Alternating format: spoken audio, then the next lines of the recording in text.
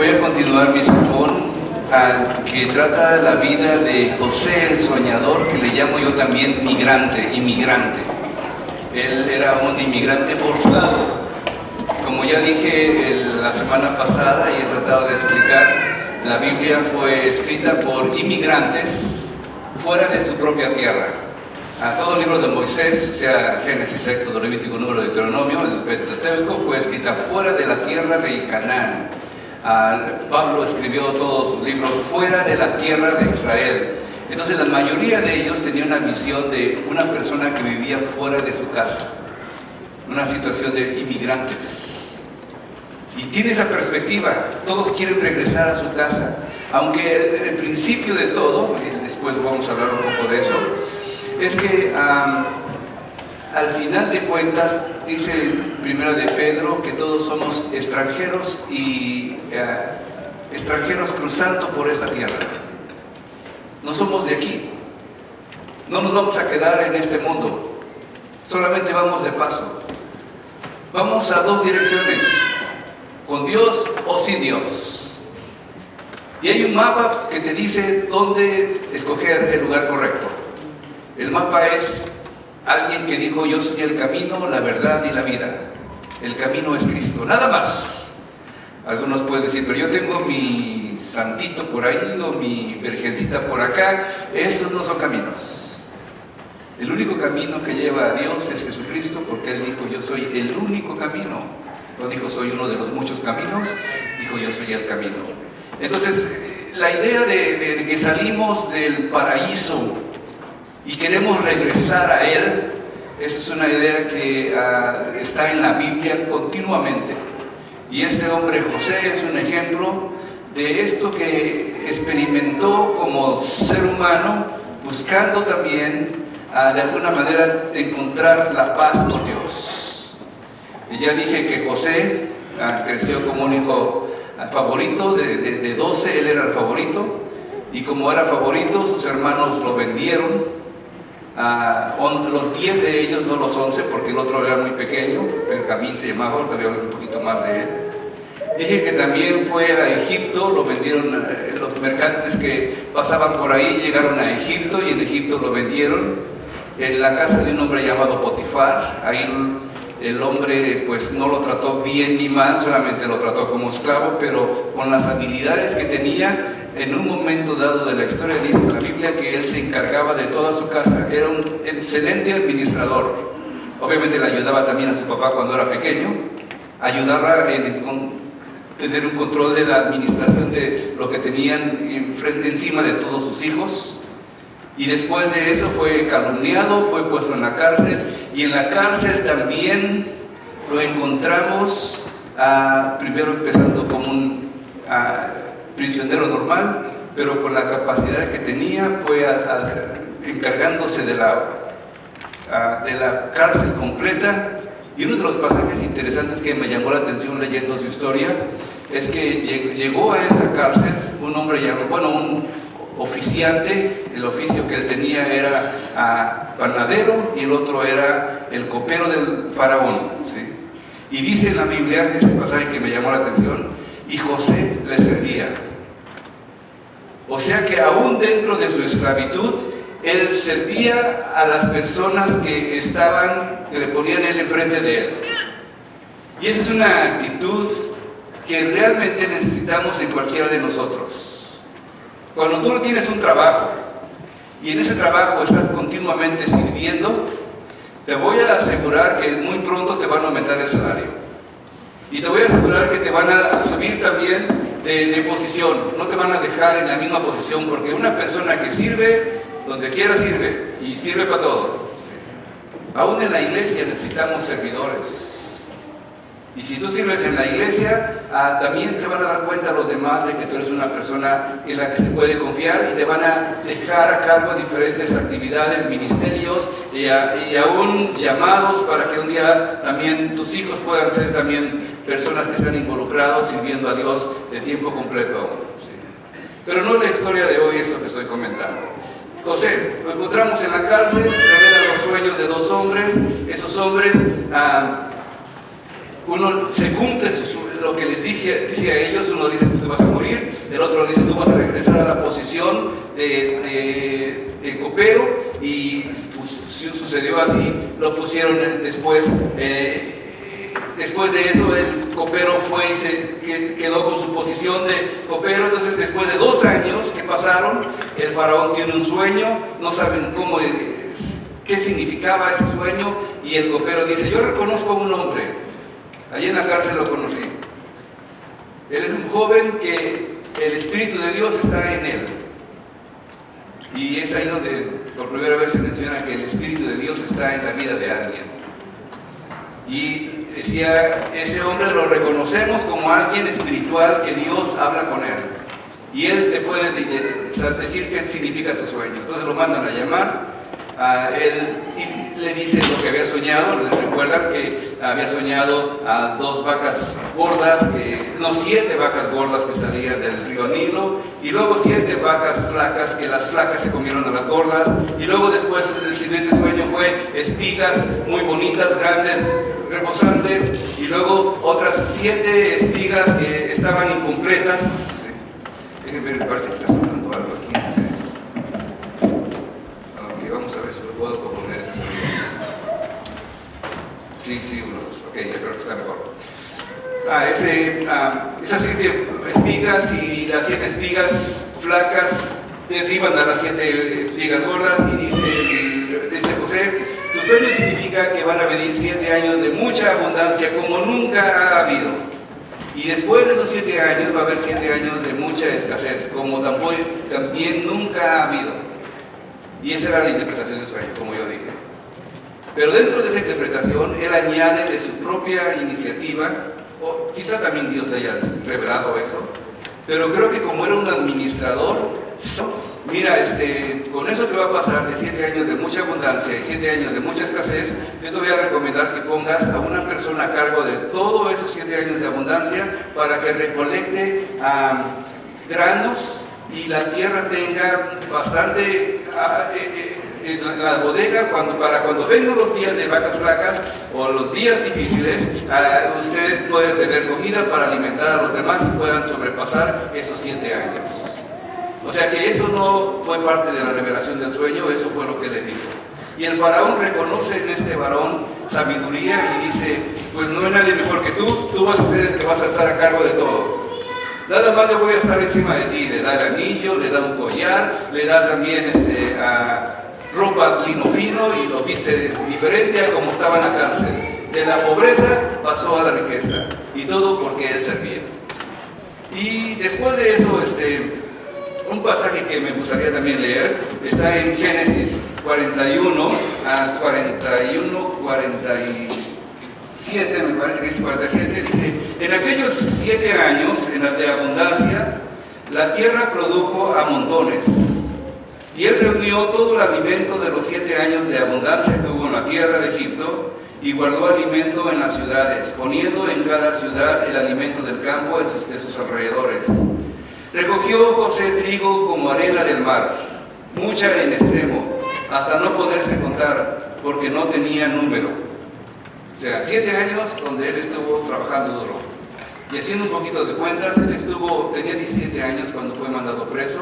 Tratando un poquito de ubicarte en la escena de la historia. Pasaron hasta que llegó con el faraón, y por 7 años trabajó. Entonces habían pasado 13 más 7, 20 años. Todo después de los últimos 7 años de la abundancia completa. Trabajó y llenó por todos lados graneros. El rey también hizo otra cosa interesante con él. ¿Sí?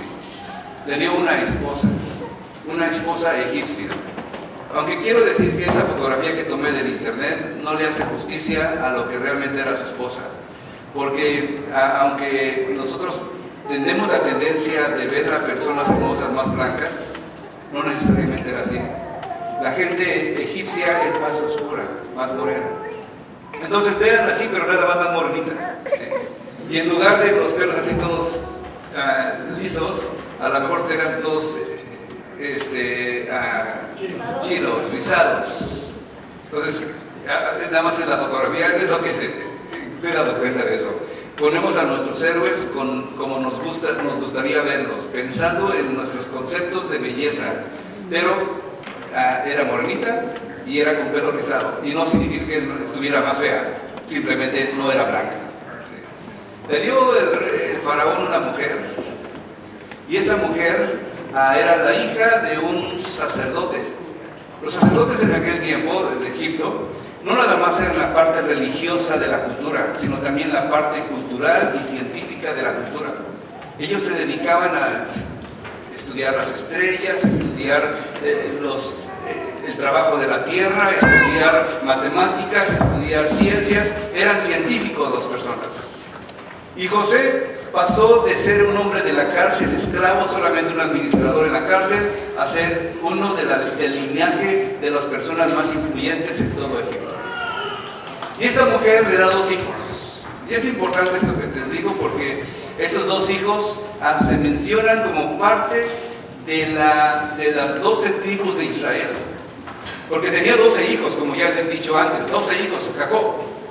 Pero a 2 de ellos lo quitaron, bueno, te voy a explicar un poco después por qué, y pusieron a 2 de los hijos de José. Entonces José, con esos 2 hijos, tuvo doble bendición cuando Jacob bendice a sus hijos. El primero le llamó Manasés, y Manasés tiene una idea de que Dios me hizo olvidar, dice.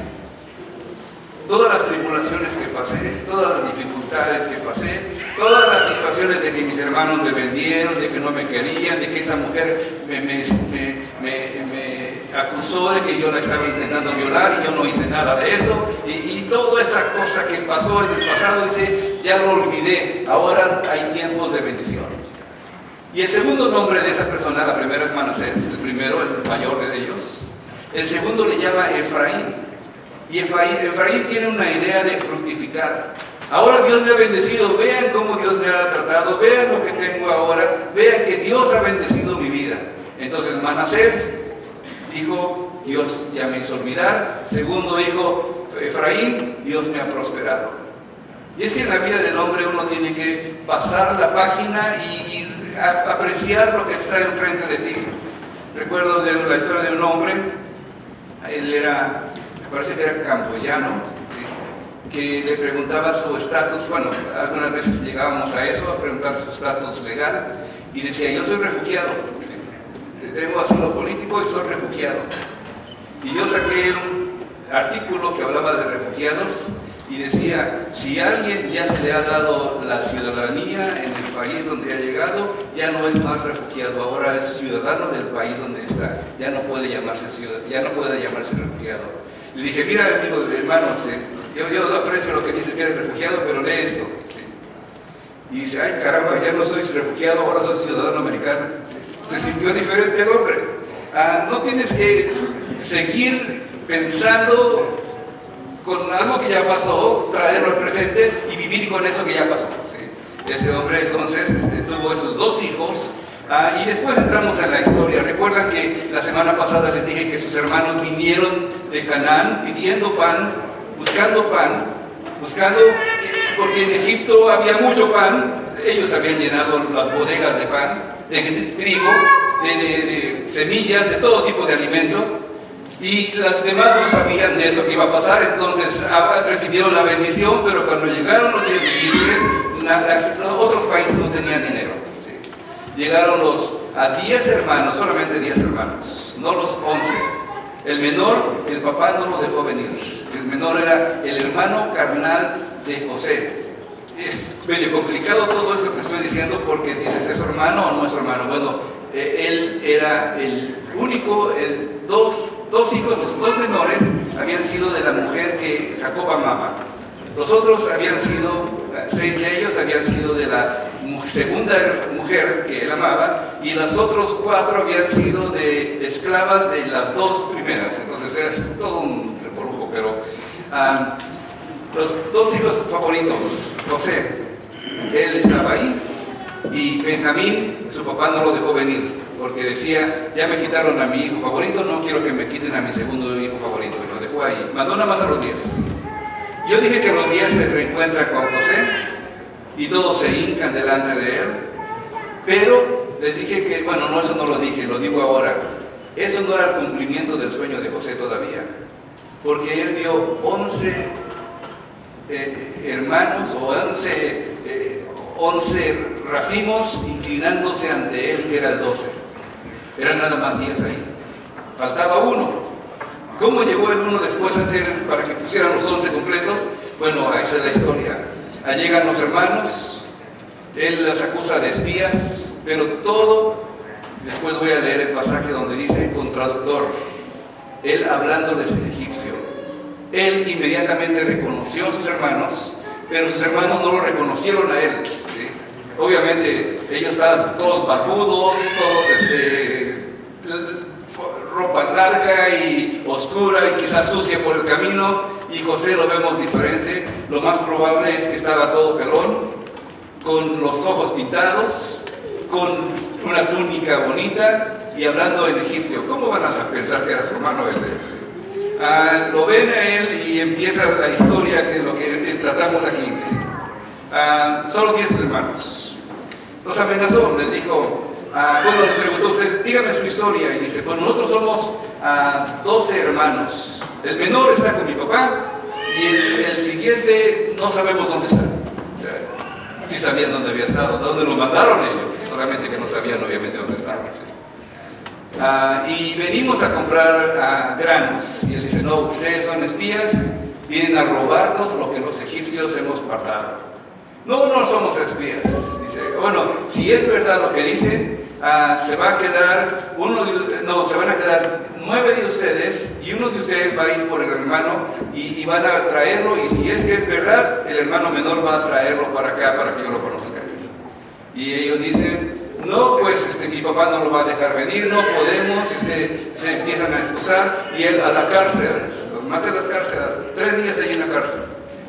Primero deseaba que 9 de ellos se quedaran en la cárcel y uno se fuera. En la siguiente oportunidad, sí, él cambia de opinión, pero 3 días en la cárcel pasaron los hermanos de José, 10 de ellos. El tercer día le dijo José, haced esto y vivid, yo temo a Dios. Si sois hombres honrados, quede preso en la casa de vuestra cárcel uno de vosotros, de vuestros hermanos, y los demás, id y lleven el alimento para el hambre que hay en tu casa, pero van a regresar y van a traer a su hermano menor. Y eso va a ser, nos va a dar cuenta de que sus palabras son verdaderas y no van a morir. Y ellos, dice, así lo hicieron. Pero cuando estaba diciendo eso también, ¿sí? Una de las cosas que pasó fue que, y decían uno al otro, dice la palabra de Dios, verdaderamente hemos pecado contra nuestro hermano, pues vimos la angustia en su alma cuando nos rogaba y no le escuchamos, por eso ha venido sobre nosotros esta angustia. Los 10 estaban diciendo, eso nos pasa porque nosotros nos portamos mal con el menor. ¿Recuerdan cómo lo tiramos? ¿Recuerdan todo eso que pasó? Y dice en la Biblia, entonces Rubén le respondió diciendo, ¿no les dije yo que no pecaran contra el joven y no escuchasteis? He aquí también nos demanda su sangre, la sangre de nuestro hermano nos demanda. Pero ellos no sabían que les entendía José, porque había intérprete entre ellos. Y después el siguiente pasaje de este pasaje que estoy leyendo, dice que José salió corriendo de ahí y lloró. ¿A quién no le va a afectar cuando te encuentras una persona que te ha dañado tanto, que ha tratado de destruirte, que ha hablado mal de ti, que te ha calumniado, que te estafó, que te engañó? ¿A quién no le va a afectar eso? José, aunque él decía, ya mi hijo que nació Manasés, Dios me hizo olvidar y Dios me está bendiciendo con el otro hijo, aún así había en su corazón ese sentir de que él había sido traicionado por esos hombres que estaban enfrente de él. Su mujer, no sé si él un día le dijo, ¿por qué no ahora que eres el hombre más rico, vas a la casa de tus hermanos y le dicen, ya soy el gobernador de Egipto? Y dice, ahora inclínense delante de mí, ¿por qué no haces eso? Y él dijo, no sé, si decidió mejor esperar a que ellos vinieran a él. A veces te vas a encontrar con personas que te han dañado. Y te voy a decir que no tiene nada de malo llorar. No tiene nada de malo sentirse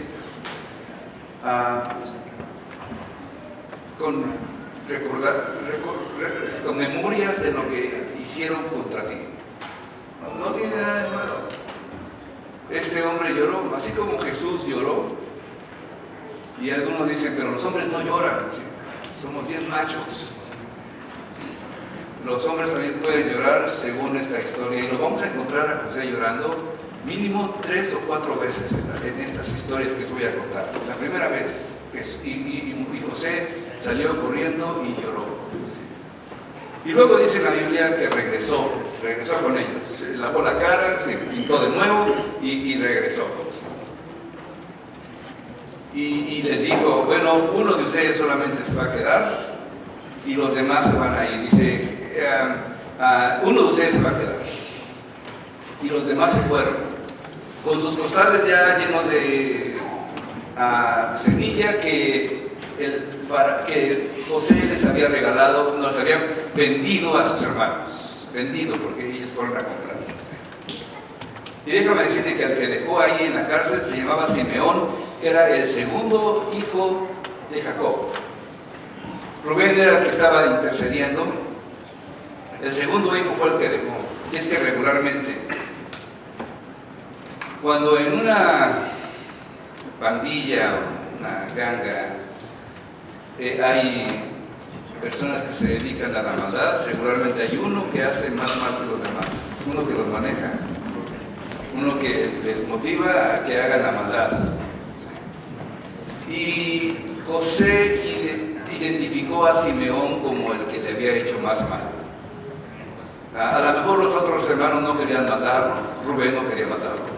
Los otros hermanos a lo mejor tenían envidia y estaban enojados contra él, pero de eso a venderlo y matarlo, eso estaba muy lejos para ellos. Pero Simeón era malo con M de mula. Su padre sabía de esa maldad. Y fíjate lo que dice en Génesis 49, cuando está bendiciendo a sus hijos. Les está dando palabras a cada uno de ellos para despedirse de ellos. Y le dice a Simeón y Leví, dice, son como fieras que atacan siempre con violencia. Fíjate, el padre sabía la calidad de hermano que tenía. No quiero estar con ellos ni andar en su compañía porque en un arranque de enojo mataron gente y despedazaron toros. Maldita sea su furia, maldita sea su crueldad. Yo haré que se dispersen por todo el territorio de Israel. Y esas palabras las está diciendo José, las está diciendo Jacob a sus hijos, a Simeón y a Leví, pero directamente está recibiendo instrucciones de Dios para decir esas palabras. Dios estaba diciendo a ese par de hombres, ustedes son enojones y tan malos que destrozan con sus manos.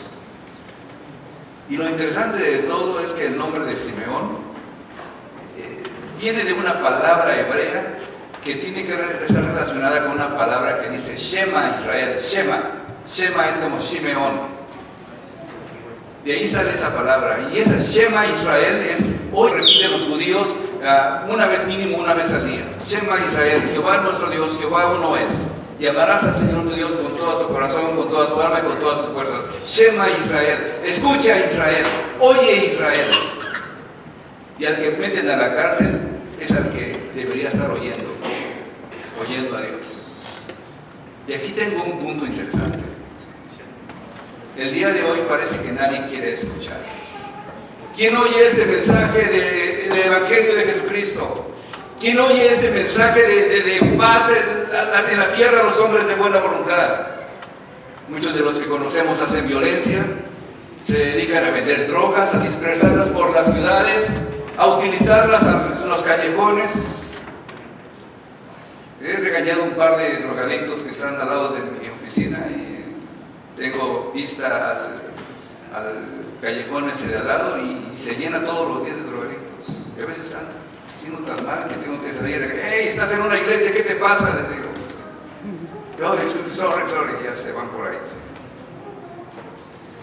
Hay tanta maldad en la tierra, tanta maldad en el mundo.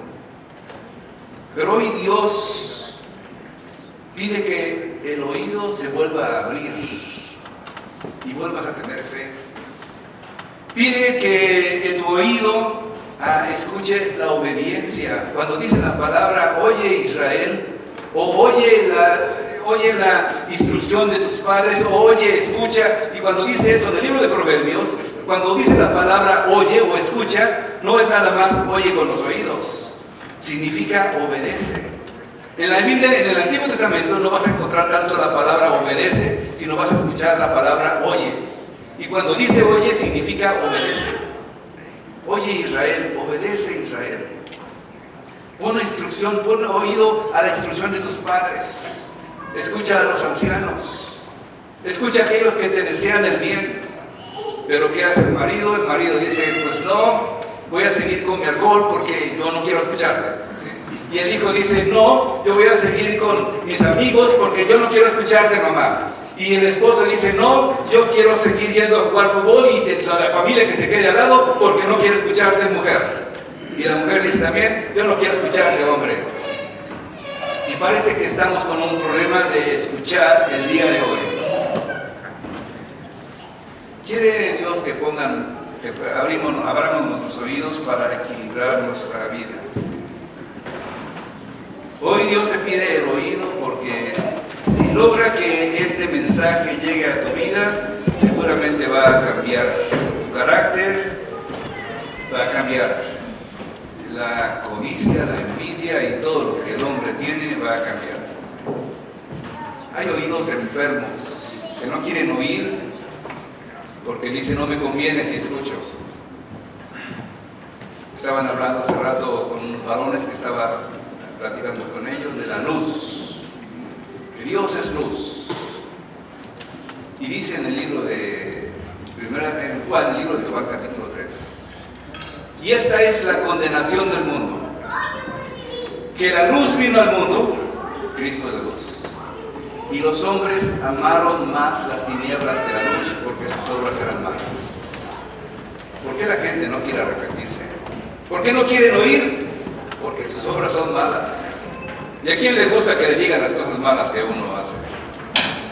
Ese es el Simeón que estoy presentando delante de ustedes, que no quiso oír, siendo que tendría el nombre de oír. Después de eso, ¿qué pasó? Los hombres se van con sus burros o camellos, no sé qué tenían en aquel momento, cargados de grano. Uno de ellos, ¿sí?, y se le pusieron su trigo sobre sus asnos y se fueron de allí.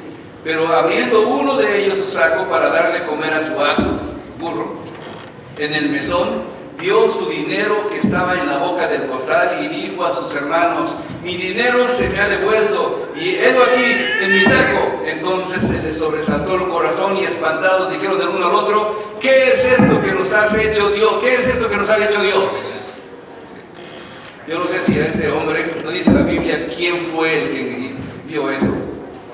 O sea, ahora nada más estaban viajando 9 hombres, habían dejado uno en la cárcel. El otro estaba con su papá, el menor, y José estaba en el trono ahí como gobernador de Egipto. 9 nada más quedaron. No dice la Biblia qué hombre descubrió eso, solamente uno de los hermanos. No sé si no quiso, decimos nosotros, quemarlo, porque pues, ¿qué tipo de cosas le han de haber dicho a este varón? ¿Sí? De seguro no pagaste, ¿verdad? Hiciste y no pagaste, y ahora van a venir por nosotros pensando que somos ladrones. O de seguro robaste. Así de difíciles eran esos hermanos. Te lo robaste, ¿verdad? No le pagaste y te lo robaste, ¿verdad? O de seguro se te olvidó, eres el más tonto, mira qué hiciste, ¿cómo pasó eso? Y no nada más eso, dicen, ¿y qué es esto que nos ha hecho Dios? Dios es el que nos ha hecho esto. Y es lo interesante de todo, ¿sí? Lo interesante de este pensamiento es que a veces no aceptamos las bendiciones de Dios.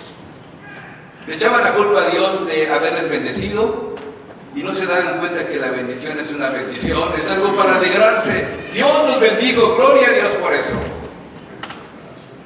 Y la mayoría de nosotros, como seres humanos, tenemos problemas con la gracia de Dios.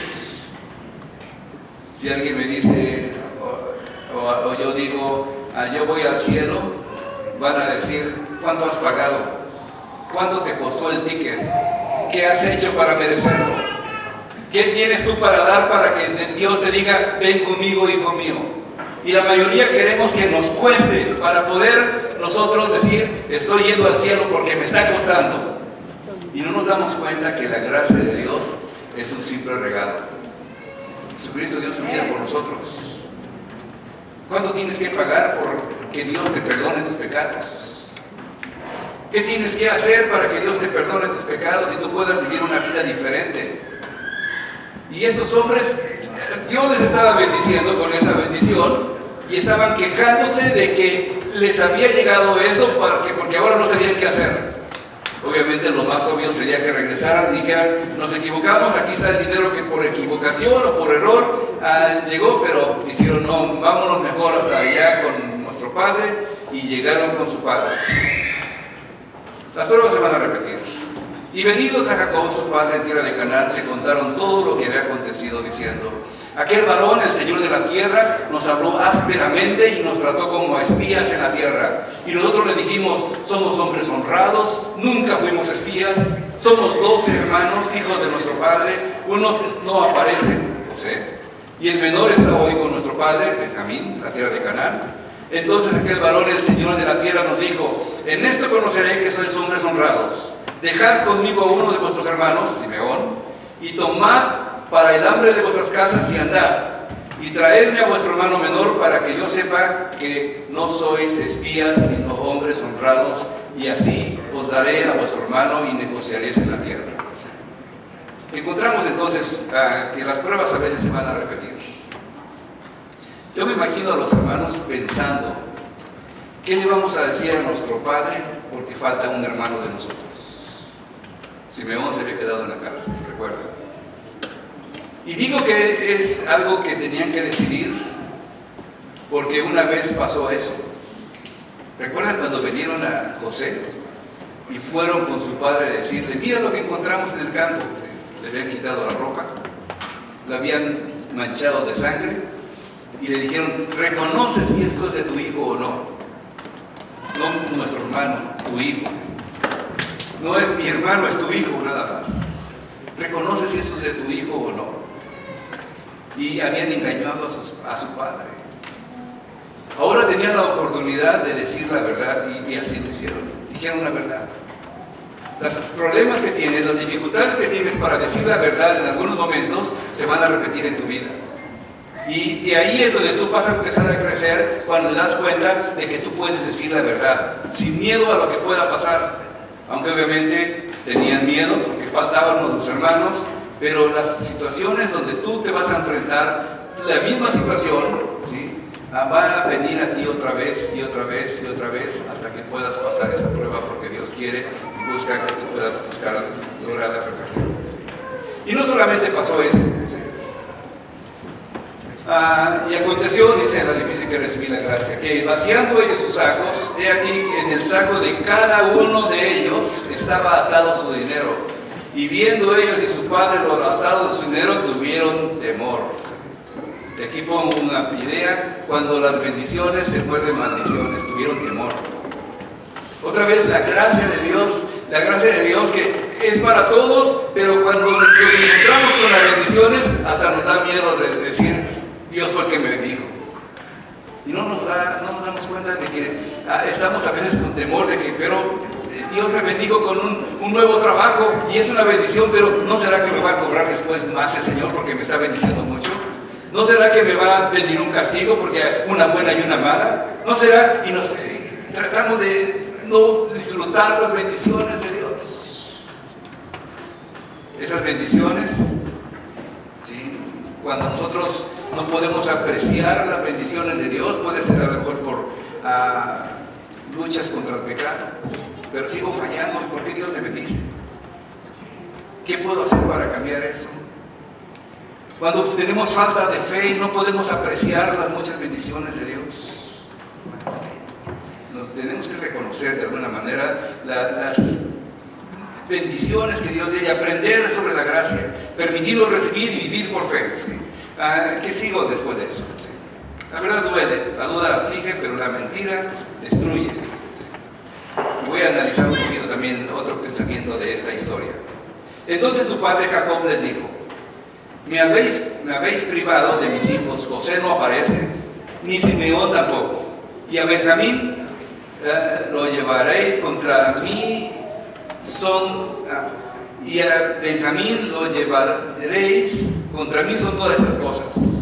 Y Rubén habló a su padre diciendo: harás morir a uno de mis dos hijos y no te lo devuelvo. Entrégalo en mi mano y yo te lo devolveré a ti. Y él dijo: no descenderá mi hijo con vosotros, no va a ir mi hijo con ustedes, Benjamín se queda conmigo.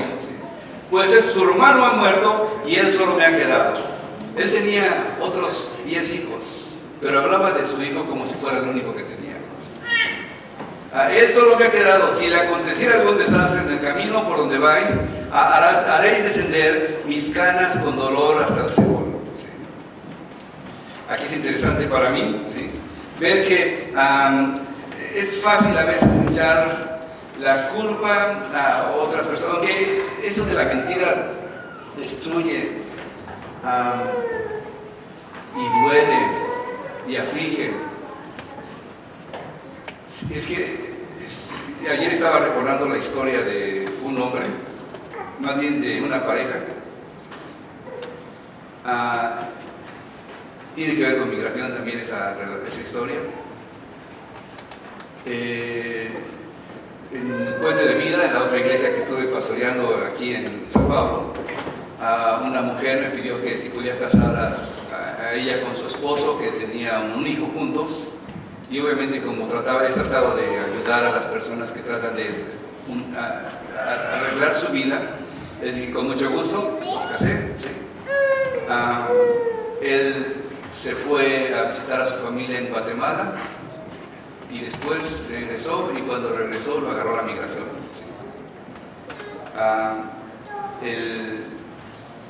Ella entonces recibió una llamada que le decían que habían matado a su esposo, que la migración lo había agarrado. Eso es solamente una historia, ¿okay? Pero es verdad, o sea, eso pasó. Que le llamaron diciéndole que habían agarrado la migración a su esposo y que lo habían dejado correr y le habían disparado en la espalda. Eso es lo que le dijeron. La mujer entonces, con esa mentira, que era una mentira, después lo voy a explicar, no pasó eso, ¿sí? No lo voy a explicar. Estuvo como 3 días encerrada en su casa con las luces apagadas sin querer comer. Y nosotros tratando de llevarle comida y alimentar a su hijo y ver cómo podíamos ayudarle. En esa situación de desesperación, era una mentira todo, pero la mujer lo sentía como si fuera verdad. De veras la veía, si estaba tirada en la cama, no se levantaba gritando y llorando porque su marido había muerto, aunque no había muerto. Las mentiras duelen. Y las mentiras a veces se vuelven las verdades se vuelven más difíciles que las mentiras. Porque esta mujer, después de ese tiempo, nosotros buscamos también asesoría legal, llamamos a un abogado de migración, el abogado aceptó tomar su caso sin cobrarle porque la mujer no tenía dinero. ¿Sí? Entonces tomó el caso, empezó a investigar y después de 3 días el abogado le dice: no podemos seguir porque el hombre sí está vivo. Está en una de las cárceles de migración, pero el hombre no puede ser, porque ella también, intentando ayudar en la situación, les dijo a sus hermanos guatemaltecos también que estaban en otro estado que su hermano había muerto, y sus hermanos inmediatamente le dijeron: pues nosotros vamos a hacer cargo del cuerpo. Y él dice: no, el cuerpo yo lo voy a poder enterrar porque es mi esposo. Y empezaron a hablar gritándose uno al otro, y ella decía: ¿quién tiene la razón? Fue con un abogado y el abogado le dijo: la esposa tiene el derecho de quedarse con el cuerpo. Entonces ella estaba contenta, no tan contenta, pero estaba por lo menos satisfecha de poder quedarse con el cuerpo. Pero todo un rollo, los hermanos bien enojados, diciéndole que le iban a hacer daño, y resulta que el abogado les dice: el hombre está vivo, ¿sí? Y no puede regresar contigo porque el hombre también está casado en Guatemala. Caramba, todo lo que no se entera. Entonces, ¿cómo es posible? Dice la mujer. Si yo misma fui a Guatemala a conocer a su familia y conocí a la mujer que dicen que es su mujer, y resulta que la mujer que dice que era su mujer sí era su mujer, pero por causa de que quería agarrar papeles, dejó que la mujer llegara con el hombre también y estuvieran por un tiempecito visitando a la mujer. mentiras y verdades, pero las mentiras cuentan.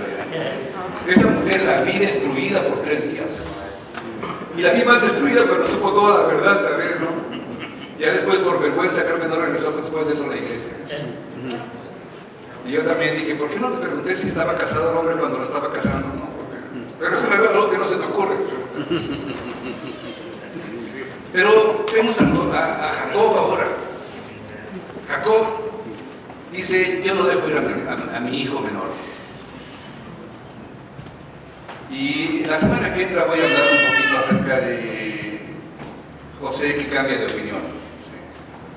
Pero él decía, yo no lo dejo ir, no lo suelto. Está conmigo y no se va para ningún lado. Preferiría morirse de hambre a dejar a su hijo salir y dejar que la vida corriera todavía. Y mi último punto, con el que voy a terminar, es el tiempo de soltar. Es tiempo de soltar lo que ya no necesitas. Después, la semana que entra voy a empezar con esto que dijo su hijo mayor. Cuando después de 1 año el papá cambió de opinión y dice, ok, pueden ir y vayan a traer más comida porque nos estamos muriendo de hambre. El hambre es canija. El hambre te hace tomar decisiones que te hacen cambiar de opinión. Él el primer año no va, mi hijo no va, no lo puedo dejar ir. ¿Sí? El segundo año, pues creo que sí lo puedo dejar ir. Y el hijo le dice, si tú hubieras dicho eso desde el principio, yo hubiéramos vuelto y venido las 3 veces. Eso le dijo el hijo. ¿Sí? Pero nosotros también tenemos algunas cosas que no podemos soltar de nosotros. Experiencias que no hacen nada de provecho. Envidia, falta de confianza, preocupaciones innecesarias, culpa. Ya pasó eso hace tanto tiempo y tú todavía no te has perdonado. Ya lo he comentado varias veces de una mujer que venía al altar cada que hacía cualquier tipo de llamado y regularmente se ha llamado para pedir perdón por sus pecados. Era mi estilo de aquel tiempo. No era para bendición, no era para arrepentirse de sus pecados. Y la mujer siempre pasaba. ¿Sí? Y yo estaba extrañado por eso. Le pregunté un día así, comiendo junto con un par de familias, estaba ahí ella, y le pregunté, oye hermana, ¿por qué cada que yo hago una petición de oración, o de llamado de oración para arrepentirse de sus pecados, tú pasas al frente? Y ahí otra vez, porque pasaba y lloraba la pobre hermana, ¿no? Se retira de la mesa un poquito y se pone a llorar ahí en la mesa. Yo dije, híjole, ¿qué dije? ¿Qué hice? Entonces le dije, ¿qué te pasa? Es que usted no sabe, pastor. Le fallé a Dios, le fallé a mi familia, le fallé a la iglesia, le fallé a todo, le fallé. Tuve mi hijo sin casarme, ese es su pecado también. Y le dije, ¿y tú has pedido perdón a Dios por eso? Porque ya se había casado. Ella ya servía como maestra de escuela dominical. Ella era una persona sincera que venía todos los días de servicio a la iglesia, llegaba temprano, se iba tarde, servía, ayudaba todo. Entonces yo decía, pues esta mujer, ¿qué le pasa?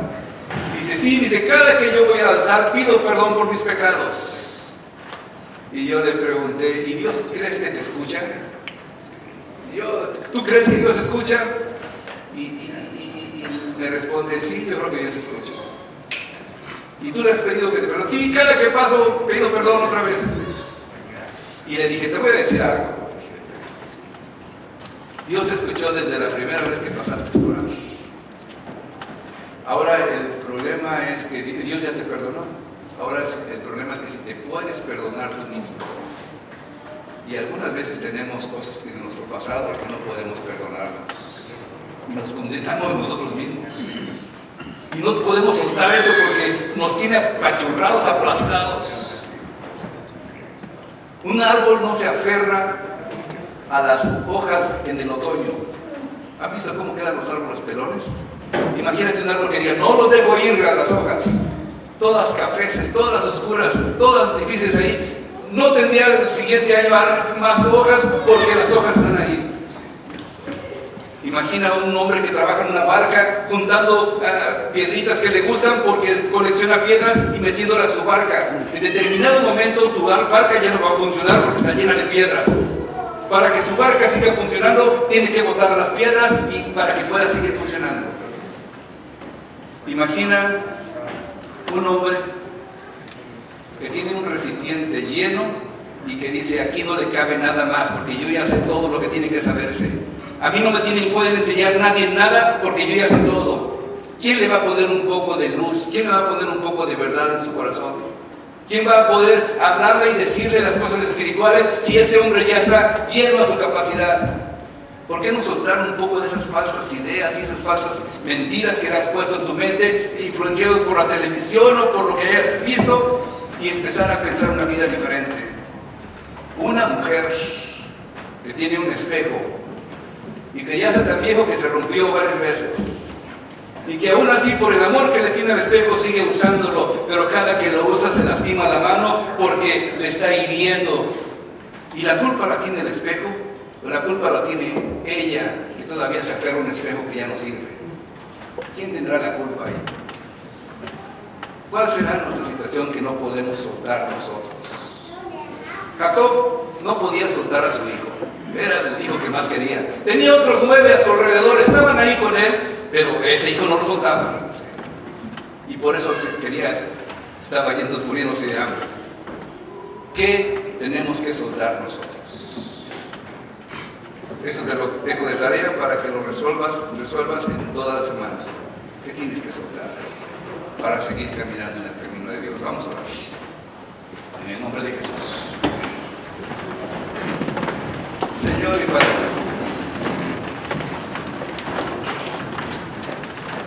ayúdanos, Jesús.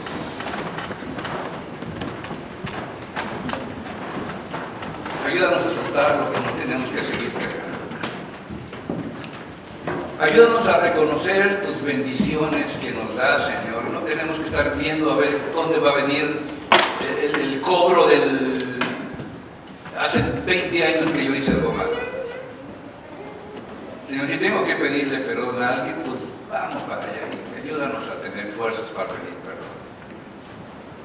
Y si nada más tengo que perdonarme yo, ayúdame a perdonarme yo mismo.